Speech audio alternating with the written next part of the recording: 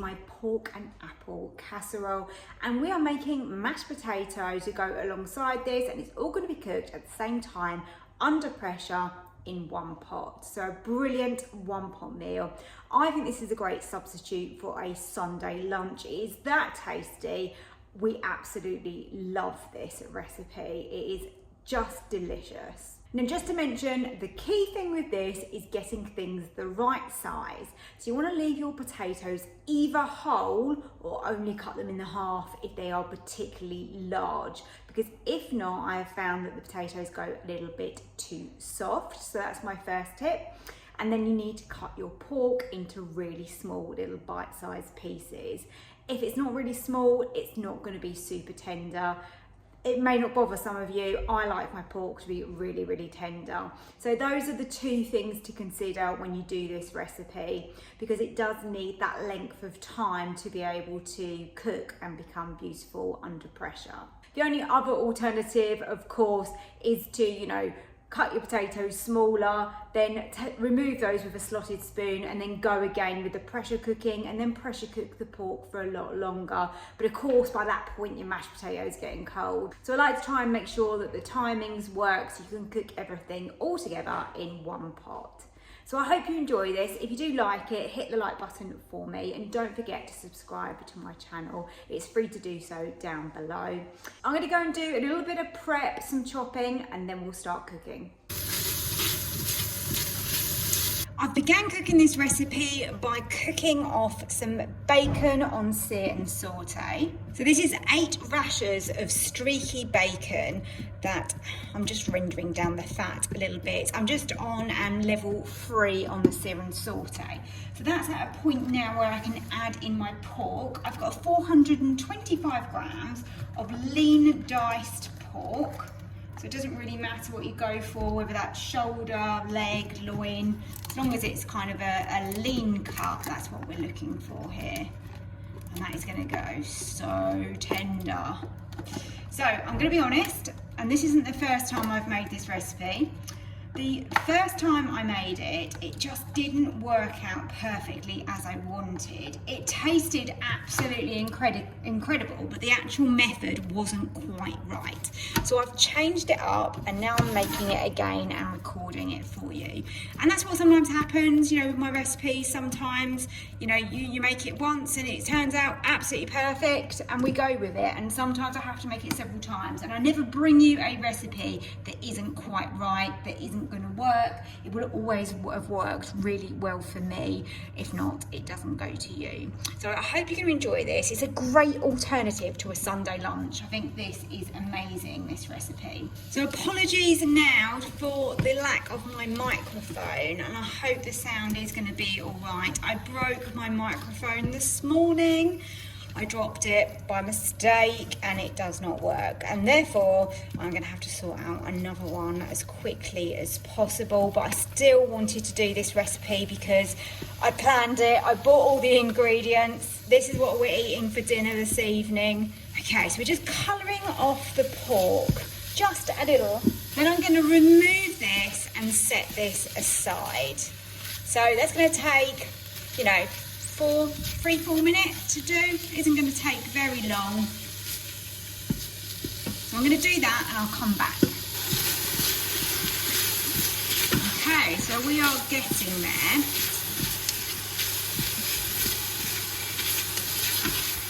So I've got some quite chunky bits of pork in here. What I might do is, once these are browned off, I might just cut some of these larger pieces so that they're kind of more smaller bite-sized pieces. That's kind of what I'm going to prefer in this recipe. Okay, so pork is browned off, so I've just set that aside for a moment. Now there is a little bit of oil just in the bottom there from the bacon, but I'm going to add in some butter. And let's go in with our onion and leek. So I've got 1 leek and 1 onion there. Now I'm going to add some salt. And what the salt does is it draws out the liquid from the onion, and that just is going to help it soften down that little bit easier for us.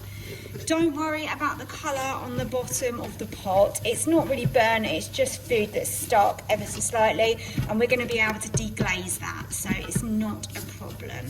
Still on level 3 sear and saute. And I'm also going to add in my diced apple. So I've peeled my apple and just diced that up. And that's 2 apples that I've got there. So mix that all through. And you can tell when this is ready because those leeks will really soften down. Sometimes with the Ninja, level 3 isn't enough and then level 4 is too much, but I've just turned it up to level 4 just to get things moving with this. Now when I made this last week, and as I said, it didn't go to plan perfectly, so I'm doing it again. We absolutely loved this. We really, really enjoyed the flavours. I gave a portion to my dad as well, and he said how good it was. We love a one-pot meal. We're going to be able to cook our nice mashed potato at the same time as this. And it's got a real kind of sweetness, but the mustard, the whole grain mustard comes through in this. Not too strong, not too overpowering, but just really, really tasty. Just all works together so well with that pork. So you should be able to see the difference now. These are really softening nicely, kind of sweating down. This has been on the level 4 and it's been absolutely fine. Just keep stirring it from time to time. I'm going to add in my carrots. So that's 2 medium-sized carrots, again peeled and diced up. So we've got lots of nice kind of fruit and veg in here. And the apple, I promise you, works so well. It probably seems weird, you know, in a savoury dish, you've then got, you know, this apple, but it works absolutely beautifully. Leeks are now all breaking up, so we are getting there. So let's start adding some flavour, shall we? Got a tablespoon of garlic granules, a tablespoon of whole grain mustard, around a teaspoon of dried mixed herbs, or you can use whatever herb you like. Let's just give that a stir through. Now we added some salt earlier, but we didn't add any pepper, so I'm going to add some black pepper to this as well. Right, so I'm going to turn off the sear and saute at this point. We've got loads of heat in here, so that is all good. Now I'm going to add in a couple of tablespoons of plain flour. They're kind of heaped tablespoons, I would say. And this is going to work as our thickener for our sauce. So I just stir that through, let that cook out. As I said, the sear and saute is off, but there is lots of heat in here, and I didn't want this to burn or stick too badly. And it has definitely stuck to the bottom a little bit, but that's absolutely fine as it is. I'm going to return the pork and bacon to the dish. Let's get that all in, and all of those juices that are on the plate. And let's stir that through now. And then next up, we need to add our liquids to this. So let's start off with our apple juice. And now let's start adding in our chicken stock. I'm going to turn the sear and saute back on. And then using our silicone spatula, we can start sort of cleaning the bottom of the pot. And that stock is going to allow us to do that. Now this is going to thicken up with the heat as this starts to cook. And obviously the flour is doing its job for us. And we want to make a really nice thick sauce that tastes absolutely incredible. And this is going to be pressure cooked, so it's going to go really, really tender. The vegetables will be soft. The pork will be just so delicious. And once this is cooked, I will add a little bit of cream, which can be optional, you don't have to put it in. And that just again will enrichen that sauce a little bit more for us. I'm pretty happy with this. This looks quite good so far. And the only thing left to add into here is my bay leaves. Obviously these will be removed at the end, but they're in there for flavour whilst we're cooking it. So a couple of bay leaves. And when you are happy with the consistency of your sauce, you can now remove this into your pot-in pot. So now we've got our beautiful pork and apple casserole sitting here. So we're using pot-in pot method. This pot is from the Ninja bakeware set. I use it time and time again, and the other parts that you get with the bakeware sets. It's well worth your money. That is linked on my accessories page for you if you do want to purchase that. Would be a really good Christmas present as well for anybody that's got a Ninja Foodi, just because it's just worth the money and it gets used so much. You know, it's just a brilliant piece of kit. So I'm gonna chuck a piece of foil, put some kitchen foil over the top, and now let's get our potatoes. So I've gone with a kilogram of potatoes in the bottom, and let's cover those with water. I'm using hot water. This is from Recently Boiled Kettle. That was 700 mils of water. And now we need to get the wrap over the top. Sometimes it takes a little bit of a jiggle just to move those potatoes below. There you go, nearly there. There you go, that's dropped down now, perfect. And let's close the lid. Don't forget to seal your pressure valve, if not you're not gonna be able to come up to pressure. Slide across to pressure cook. Oh, I've made some mess, I've got bits of flour everywhere. I need to have a bit of a clean up.